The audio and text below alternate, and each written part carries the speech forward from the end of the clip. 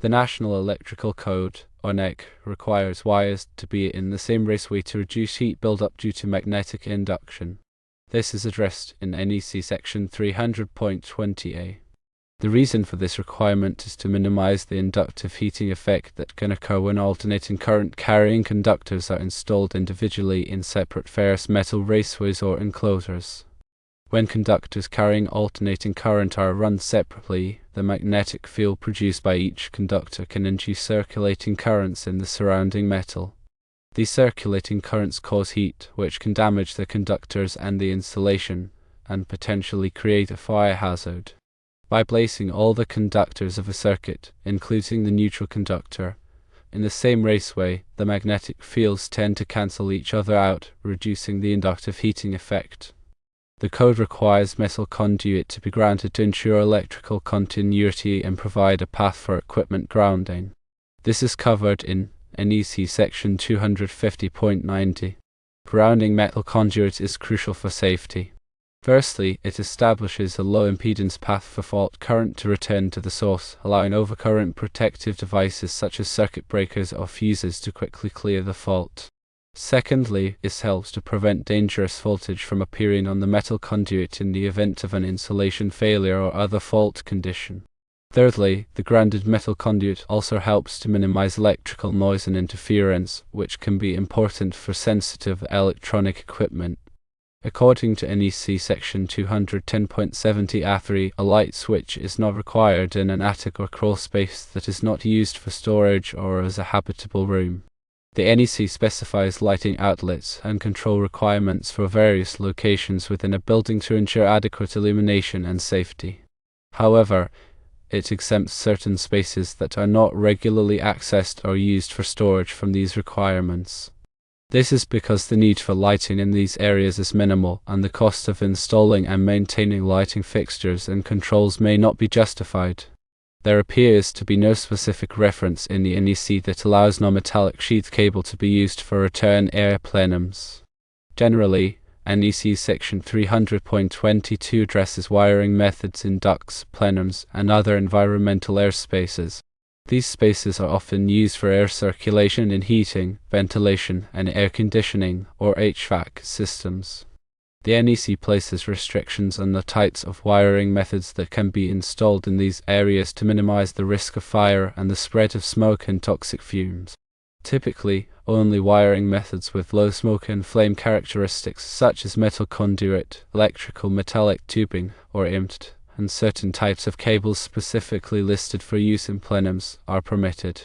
Non-metallic sheathed cable, commonly known as an M cable or Romex, is generally not allowed in plenums because it is not rated for this type of application and can contribute to the spread of fire and smoke. A battery needs good ventilation when it is being charged in a room to prevent the accumulation of an explosive mixture of gases released during charging. This is addressed in NEC section 480.9a. During the charging process, some types of batteries, such as lead-acid batteries, can release hydrogen gas, which is highly flammable and can form explosive mixtures with air. If the concentration of hydrogen gas in the air reaches a certain level, a spark or other ignition source can trigger an explosion. Proper ventilation helps to dissipate the hydrogen gas and keep its concentration below the explosive limit, reducing the risk of an explosion. Additionally, ventilation helps to remove heat generated during the charging process, which can further reduce the risk of fire or other hazards. Let's delve further into the NEC requirements and explore the specific sections that address these questions in more detail. Regarding the placement of wires in the same raceway, section 300.20 focuses on minimizing induced currents in metal enclosures or metal raceways. The NEC states that when conductors carrying alternating current are installed in metal enclosures or raceways, they should be arranged to avoid heating the surrounding metal by induction.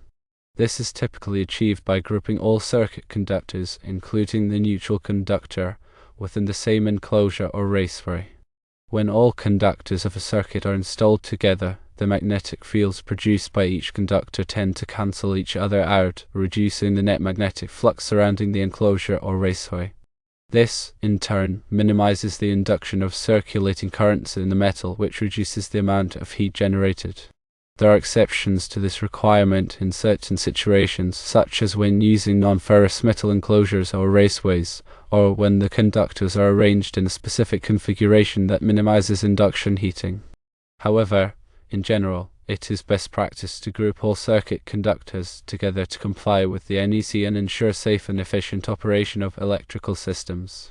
The grounding of metal conduit is a critical aspect of electrical safety, and the NEC provides detailed requirements in Article 250 to address this issue. Section 250.90 specifically covers the use of metal raceways and enclosures as equipment grounding conductors. The NEC states that metal raceways and enclosures are permitted to be used as equipment grounding conductors when they meet certain conditions. Firstly, the raceway or enclosure must be electrically continuous. This means that all sections of the raceway or enclosure must be securely connected to each other to provide a continuous path for fault current to flow back to the source.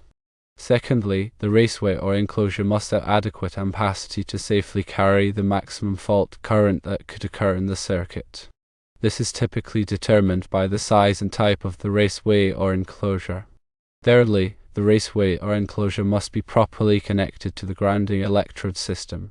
This ensures that the entire electrical system is effectively grounded, providing a low impedance path for fault current to flow back to the source.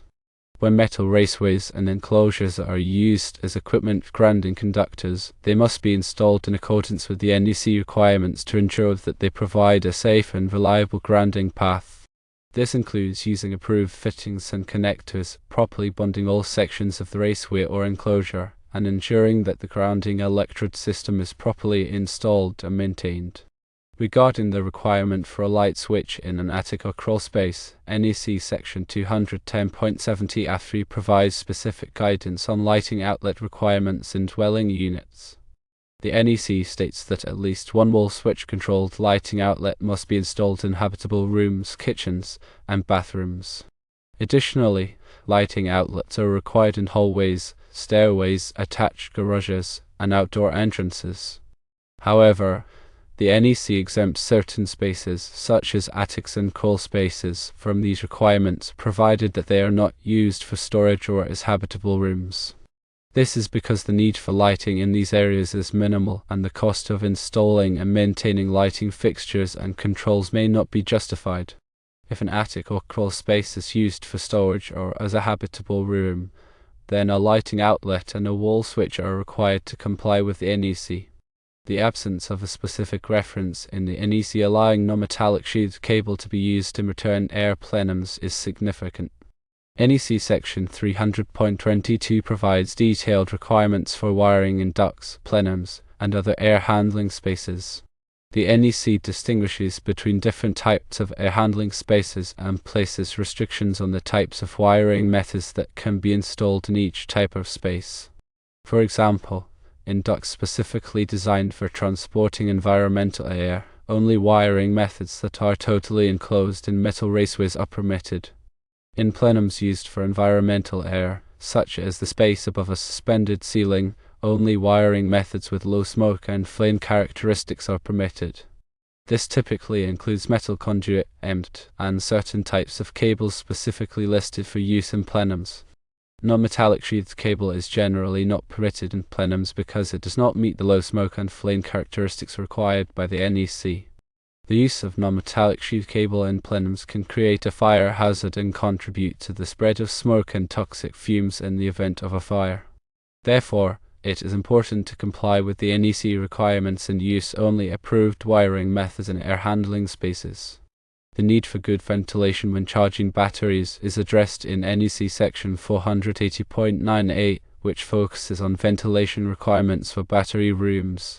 The NEC states that battery rooms must be provided with adequate ventilation to prevent the accumulation of flammable gases, such as hydrogen, which can be released during the charging process.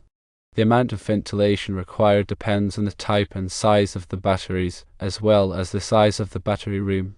The NEC provides specific guidelines for calculating the required ventilation rate based on these factors. In addition to ventilation, The NEC also requires that battery rooms be equipped with explosion-proof lighting fixtures and other electrical equipment to minimize the risk of ignition in the event of a gas leak. It is important to comply with these requirements to ensure the safety of personnel and equipment in battery rooms. In summary, understanding and adhering to the NEC requirements for raceways, grounding, attics, plenums, and batteries is essential for ensuring the safety and reliability of electrical systems. By following these guidelines, electrical professionals can minimize the risk of fire, electrical shock, and other hazards, and provide safe and efficient electrical service to their customers.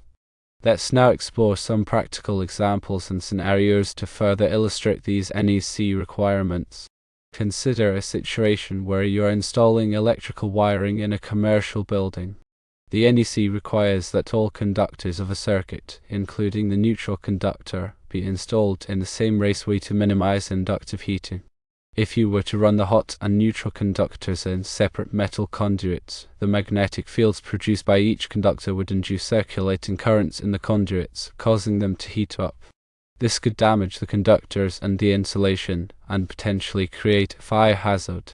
To comply with the NEC, you would need to install all conductors of the circuit in the same raceway, using approved fittings and connectors to ensure electrical continuity.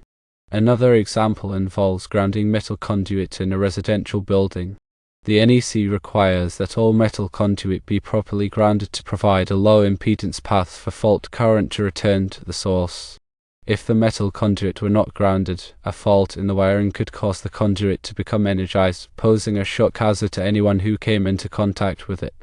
To comply with the NEC, you would need to connect the metal conduit to the grounding electrode system, using approved grounding clamps and conductors. This would ensure that the conduit is properly grounded and that fault current can safely flow back to the source, tripping a circuit breaker or fuse and energizing the circuit. Now let's consider a situation involving an attic in a dwelling unit. The NEC does not require a light switch in an attic if it is not used for storage or as a habitable room. However, if the attic were used for storage, such as storing holiday decorations or other items, then a light switch and a lighting outlet would be required to comply with the NEC. This is because the attic would be considered a habitable space, and the NEC requires lighting in all habitable spaces. Similarly, if the attic were converted into a bedroom or other living space, it would need to be equipped with lighting, outlets, and other electrical features to meet the NEC requirements for habitable rooms. Regarding the use of non-metallic sheath cable in return air plenums, it is important to understand that the NEC prohibits this practice due to the fire hazard it poses. Non-metallic sheath cable is not rated for use in plenums because it can contribute to the spread of fire and smoke in the event of a fire. If you were to install non-metallic sheath cable in a plenum, it could quickly ignite and release toxic fumes, endangering the lives of building occupants. To comply with the NEC, you would need to use approved wiring methods such as metal conduit or plenum-rated cable, which are designed to resist fire and minimize the spread of smoke. Finally, let's consider a situation involving a battery room in a commercial building. The NEC requires that battery rooms be adequately ventilated to prevent the accumulation of flammable gases. If the battery room were not properly ventilated, hydrogen gas released during the charging process could accumulate, creating an explosive atmosphere. A spark or other ignition source could then trigger an explosion, causing serious damage and injury. To comply with the NEC, you would need to install a ventilation system that is capable of removing the hydrogen gas at a rate sufficient to keep its concentration below the explosive limit. You would also need to ensure that the battery room is equipped with explosion-proof lighting fixtures and other electrical equipment to minimize the risk of ignition. By understanding these practical examples and scenarios, you can gain a deeper appreciation for the importance of complying with the NEC requirements and ensuring the safety of electrical systems. The NEC is not just a set of rules and regulations, but a comprehensive guide to safe and reliable electrical practices. By following its guidelines, you can protect yourself, your colleagues, and the public from the hazards of electricity. Furthermore, consider the implications of not adhering to the NEC. Ignoring these regulations can lead to serious consequences, including fires, electrical shocks, and even fatalities. In addition to the immediate safety risks, non-compliance with the NEC can also result in fines, legal liabilities, and damage to your reputation. Building inspectors and insurance companies rely on the NEC to ensure that electrical systems are installed and maintained to a safe standard. If your work does not meet these standards, you could face costly repairs, delays, and even the loss of your license. Therefore, it is essential to take the NEC seriously and to make every effort to comply with its requirements. This includes staying up to date with the latest edition of the NEC, attending training courses and seminars, and consulting with experienced electrical professionals when you have questions or concerns. By investing in your knowledge and skills, you can ensure that you are providing safe and reliable electrical service to your customers and protecting yourself from the risks of non-compliance.